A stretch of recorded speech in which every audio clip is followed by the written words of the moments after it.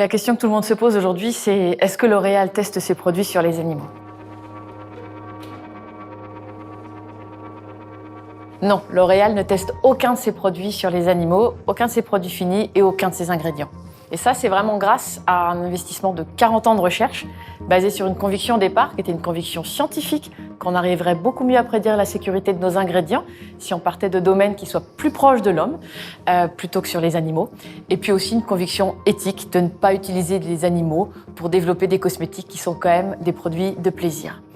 Et finalement, au gré de ces 40 années, nous avons développé vraiment ce qui a été fondateur, c'était en 1979, d'arriver à créer ce qu'on a appelé les premières peaux reconstruites. Donc c'est une peau qui est reconstruite en laboratoire. Sur les méthodes alternatives, on a été précurseurs. On va utiliser des méthodes digitales, donc des méthodes de modélisation qui permettent de prédire aussi par rapport au type d'ingrédients qu'on utilise. Et ce sont vraiment ces outils-là qui nous ont permis depuis de développer tous les tests qui permettent de prédire la sécurité des ingrédients. On a été en mesure d'arrêter le testing de nos produits finis sur animaux 14 ans avant la réglementation, c'est-à-dire en 1989. En Chine, c'est différent. C'est l'État, ce sont les autorités chinoises qui ont cette responsabilité. Donc en Chine, les autorités chinoises conduisent des tests sur animaux, sur les produits cosmétiques. Maintenant, ce qu'il faut voir aussi, c'est que ça, c'est on va dire la généralité.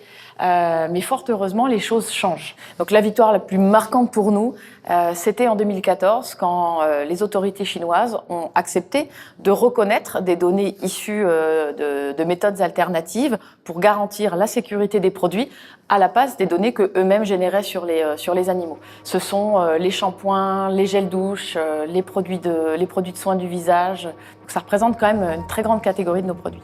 Donc c'est vrai que quand on découvre ces commentaires et ces questions sur les réseaux sociaux, il y a une première part effectivement qui peut être un peu blessante parce que on a vraiment des collaborateurs, des chercheurs qui sont engagés depuis 10, 20, parfois 30 ans pour certains d'entre eux dans ce combat et dans le développement de la science pour les méthodes alternatives. Et puis ça me fait me dire aussi finalement que c'est vraiment un sujet qui est au cœur des préoccupations des consommateurs. C'est important pour eux, ça leur tient à cœur et c'est pour ça que ça s'exprime aussi de manière aussi forte.